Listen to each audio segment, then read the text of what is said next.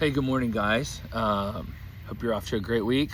Last week we did Numbers chapter 12, where Miriam and Aaron, Moses' brother and sister, are kind of opposing Moses, and they're having their doubts about his leadership roles, and they think they could do it on their own, and essentially God punishes them for it.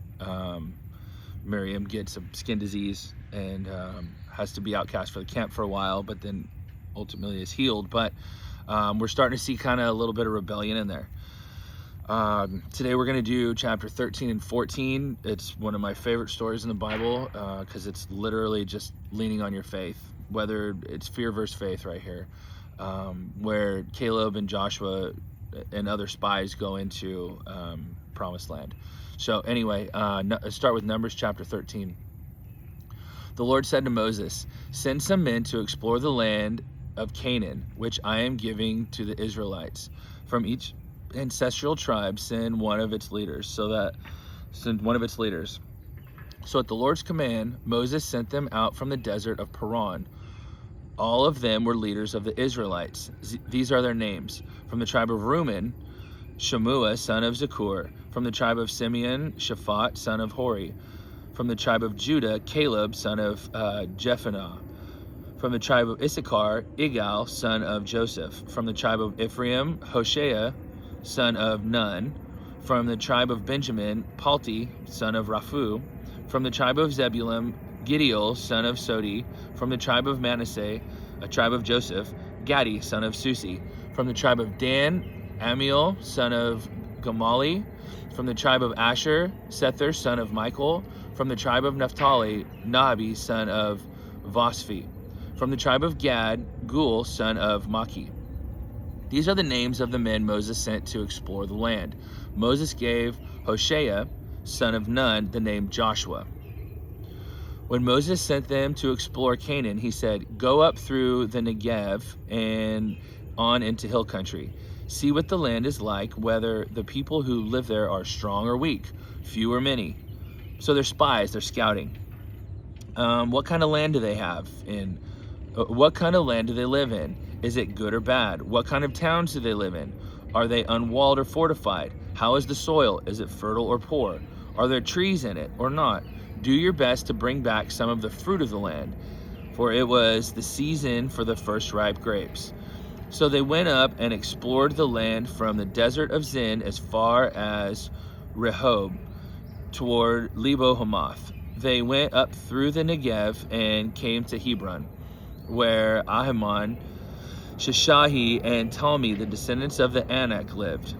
Hebron had been built 7 years before Zoan in Egypt. When they reached the valley of Eshcol, they cut off branches bearing a single cluster of grapes.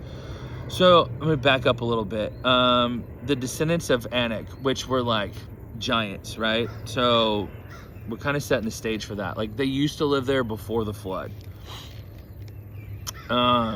Two of them carried, so they cut off a big bushel of grapes. Two of them carried it on a pole between them, along with some of the pomegranates and figs. That place was called the Valley of Eshcol because of the cluster of grapes the Israelites cut off there. At the end of 40 days, they returned from exploring the land. They came back to Moses and Aaron and the whole Israelite community at Kadesh in the desert of Paran. So they were there 40 days spying. There they reported to them and to the whole assembly and showed them the fruit of the land.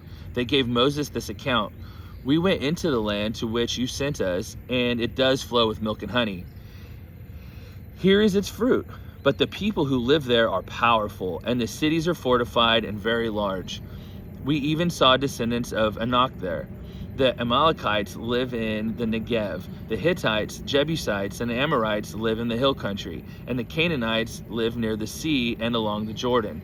Then Caleb silenced the people before Moses and said, "We should go up and take possession of the land, for we can certainly do it." So Caleb has like faith in the Lord. The other 10 spies are like, there's some descendants of Anak there. So they're kind of hesitant, worried, living in fear. But the men who had gone up with him said, "We can't attack those people. They are stronger than we are, and they are spread among the Israelites. a bad report about the land they had explored. They said, "The land we explored devours those living in it. All the people we saw there are of great size. We saw the Nephilim there." The descendants of the Anak came from the Nephilim. "We seemed like grasshoppers in their own eyes, and we looked the same to them." So the Nephilim were like the fallen angels. When Lucifer, Satan, fell from heaven, these were the fallen angels, and they were essentially giants, and they had bred with, like our normal people, and they have these Anak. But that all happened before the flood. So the scaredy cats here, the 10 that were scared, are saying, "Oh, there's giants, and this is where they came from." Part of like the Goliath story is that there was some descendants of that, and that he was kind of an offspring of it, and hid in a cave and missed the flood. But they're really exaggerating here. They're saying there's giants, we're scared, and we can't go in there. And so it's really kind of like the faith versus fear. So Joshua and Caleb are like, "No, this is good. Like, we can go in there. Like, we believe in the Lord." And then the other 10 are not having it. Chapter 14. That night, all the members of the community raised their voices and wept aloud. All the Israelites grumbled against Moses and Aaron, and the whole assembly said to them, "If only we had died in Egypt or in the wilderness. Why is the Lord bringing us to this land only to let us fall by the sword? Our wives and children will be taken as plunder. Wouldn't it be better for us to go back to Egypt?" So they would rather go back as slaves. After seeing all these miracles that God had performed, the manna, the quail, and the Red Sea parting, now they're wanting to go back as slaves because they're afraid. They're afraid of what the future holds, and that these exaggerated reports that are filled with fear. Then Moses and Aaron fell face down in front of the whole Israelite assembly gathered there. Good for them. First thing they do is just pray publicly.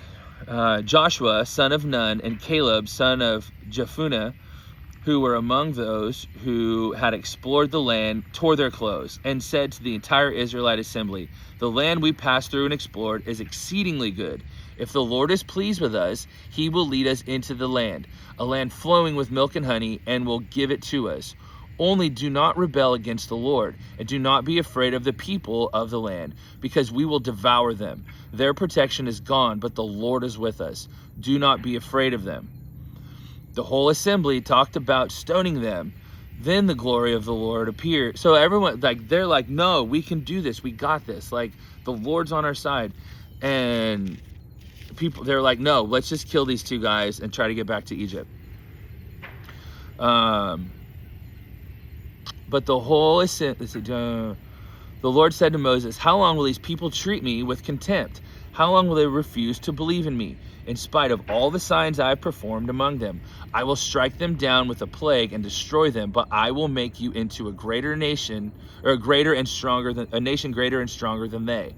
So God's like promising them. So they have this promise, but they don't see how to get there. They're just afraid. Moses said to the Lord, Then the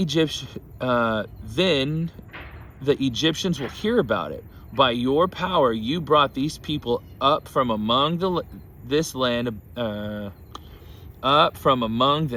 and they will tell the inhabitants of the land about it. They have already heard that you, Lord, are with these people, and that you, Lord, have been seen face to face, that your cloud stays over them, and that you go before them in a pillar of cloud by day and a pillar of fire by night. If you put all these people to death, leaving none alive, the nations who have heard this report about you will say, the Lord was not able to bring these people into the land he promised them on oath, so he slaughtered them in the wilderness. So Moses is pleading to God, like, look, reports of what's going on has made it back to Egypt. Like, the entire region's watching us right now. They know about the cloud. They know about the pillar of fire. They know about the Red Sea parting. We can't quit now. Like pleading to the Lord, like, what will everyone else think? We've got to show them your glory. Which I think anytime we witness miracles, we have to give the glory to God. And that's really what Moses is trying to say. And they've already been promised this miracle, promised this hope, and we can't quit now. Now may the Lord's strength be displayed just as you've declared. The Lord is slow to anger, abounding in love, and forgiving sin and rebellion. Yet he does not leave the guilty unpunished. He punishes the children for the sin of the parents to the third and fourth generation. In accordance with your great love, forgive the sin of these people just as you have pardoned them from the time they left Egypt until now. So he's begging for their mercy and their salvation. They've already, when he was on Mount Sinai, they bailed out and made this golden calf and worshiped him. His 2 chapters ago, his siblings were wanting to rebel against him. So everyone is just anxious and not leaning into their faith right now. And he is pleading to the Lord, and now going back and pleading to the people and trying to broker this deal. The Lord replied, I have forgiven them as you asked. Nevertheless, as surely as I live, and as surely as the glory of those who saw my glory and the signs I performed in Egypt and in the wilderness, but who disobeyed me and tested me 10 times, not one of them will ever see the land I promised on oath to their ancestors. No one who has treated me with contempt will ever see it. But because my servant Caleb has a different spirit and follows me wholeheartedly, I will bring him into the land he went to, and his descendants will inherit it. So he's Caleb has the faith. Caleb has a different spirit. I personally try to strive to have that spirit of Caleb. I know God's got this. I just have to keep my eye on the Lord and let him fill in the details along the way. It's very inspiring that the rest of these people are going to be held in contempt. And Caleb, Joshua, who actually believe that the Lord brought him this far, why would he fail him now? Since the Amalekites and the Canaanites are living in the valleys, turn back tomorrow and set out towards the desert along the route to the Red Sea. The Lord said to Moses and Aaron, how long will this wicked community grumble against me? I have heard the complaints of these grumbling Israelites. So tell them, as surely as I live, declares the Lord, I will do to you the very thing I heard you say. In this wilderness, your bodies will fall.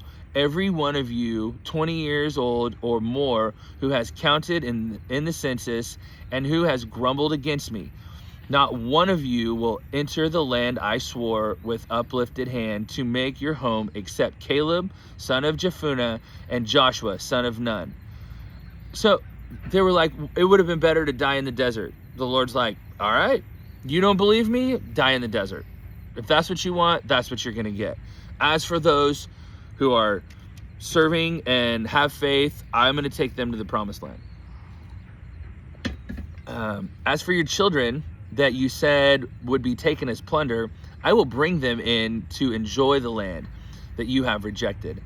But as for you, your bodies will fall in the wilderness. Your children will be shepherds here for 40 years, suffering for your unfaithfulness, until the last of your bodies lies in the wilderness. For 40 years, 1 year for each of the 40 days you explored the land. You will suffer your sins and know what it is like to have me against you. That is scary, to have the Lord against you. I'm turning here.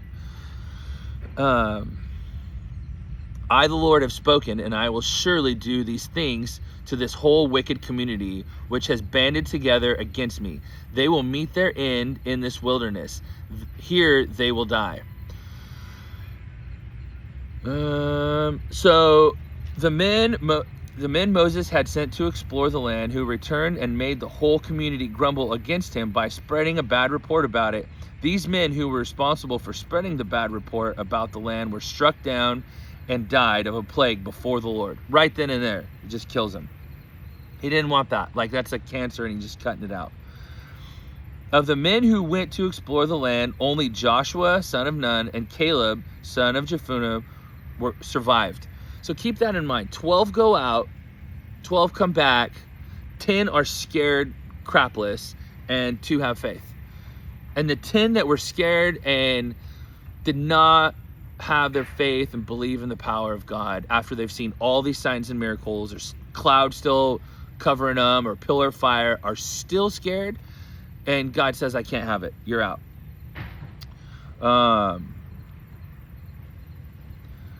Let's see. So the man, I have spoken, I will surely do these things in the community. Bad report. When Moses reported this to all the Israelites, they mourned bitterly. Early the next morning, they set out for the highest point in the hill country, saying, now we are ready to go up to the land the Lord promised. Surely we have sinned. But Moses said, why are you disobeying the Lord's command? This will not succeed. Do not go up, because the Lord is not with you. You will be defeated by your enemies, for the Amalekites and the Canaanites will face you there. Because you have turned away from the Lord, he will not be with you, and you will fall by the sword. Moses is saying, get back, get right with God. You can't just come in here with half-assed faith and think that you're like denying the Lord's power, but you still want this land. It's not happening. You got to bring your faith into this new season with you. Nevertheless, in their presumption, they went up toward the highest point in hill country, though neither Moses nor the ark of the Lord's covenant moved from the camp. Then the Amalekites and the Canaanites who lived in that hill country came down and attacked them and beat them down all the way to Hormah. That's the end of chapter 13 and 14. It's a great story. I mean, I feel like I'm wrestling with this right now, waiting on God for some big things and trying to have faith and not be anxious and know that God has a plan and there's a better season ahead, and just keep leaning into it. And going backwards, I feel like is not an option. Even though it's a comfort thing, it's like Lot's wife, during Sodom and Gomorrah. If you remember, the angels say, don't look back, and then she looks back and she turns into a pillar of salt. That's literally the one time Jesus references a woman in the Bible. And remember Lot's wife. Don't look back. I have a new season for you. But you have to have faith. This blind, Indiana Jones leap of faith. And Caleb and Joshua have that. And they've been promised entry into the promised land right there in front of the Lord. The Lord promised them. But the ones who came back with false reports, full of fear, they were killed instantly. And the ones who are still living on halfway faith, they want the milk and honey land, but they've been grumbling the whole time. God says they're never going to make it. If you wished you wanted to die in the wilderness, you're having your pity party, die in the wilderness. But they were worried about their children being taken for plunder. And he says, no. I'm going to keep them out here for 40 years. And I'm going to show them how good I am and how to rely on my goodness and to really build their faith, and then we're going to enter into the land. So anyway, I hope you guys have a great week. Love you, and see you soon.